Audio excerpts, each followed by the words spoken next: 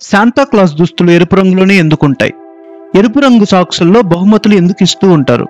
Christmas కి ఎక్కువ మంది రెడ్ కలర్ డ్రెస్సులు వేసుకునేందుకు ఎందుకు ఇష్టపడతారు? ఇవన్నీ ఇప్పుడు తెలుసుకుందాం.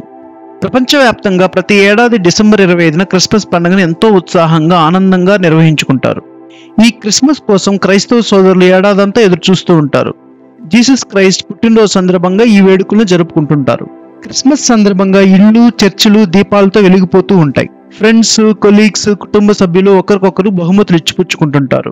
ఎరుపు రంగు డ్రెస్సులోనే శాంతాక్లాస్ రావడం, ఎరుపు రంగు సాక్సుల్లో బహుమతులు ఇవ్వడం, ఈ ట్రెండ్ ఎందుకు మొదలైంది? పాత హిస్టరీ ప్రకారం చూస్తే క్రిస్మస్ సందర్భంగా చిన్నపిల్లలకు బహుమతులు ఇచ్చే ఈ అందమైన పద్ధతి టర్కీలో 4వ శతాబ్దంలో ప్రారంభమైంది. టర్కీలోని మైరా అనే ప్లేస్లో సెయింట్ నికోలస్ అనే ధనవంతుడు ఉండేవాడు.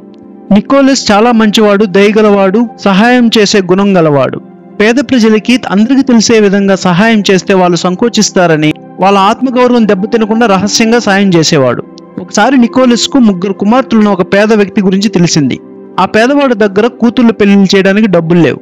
ఆ పేదవాడికి సహాయం చేయడానికి నికోలస్ రాత్రిపూట ఎర్రటి దుస్తులు ధరించి ఎరుపు రంగు సాక్స్ లోనే చాలా డబ్బు నింపి ఆ పేదవాడి ఇంట్లోకి వేశాడు. అది కూడా క్రిస్మస్ పండగ సమయంలో. ఈ విధంగా ఎర్ర సాక్స్ లో డబ్బులు దాచి నికోలస్ ఆ పేదవాడికి చాలాసార్లు సహాయం చేశాడు. ఒకసారి నికోలస్ ఇలా చేయడం ఆ పేదవాడు చూసేశాడు. ఈ విషయం మరెవరికీ చెప్పొద్దని నికోలస్ ఆ పేదవాడిని కోరాడు.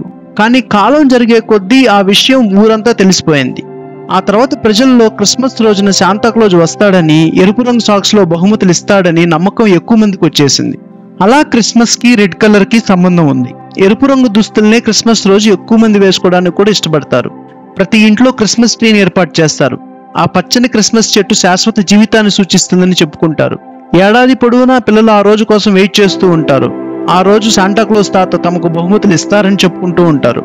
ఎప్పుడో 1600 సంవత్సరాల క్రితం నికోలస్ అనే అతను తన మంచి గుణంతో, విశాల హృదయంతో పేదలకు సహాయం చేశాడు కాబట్టి చరిత్రలో నిలిచిపోయాడు.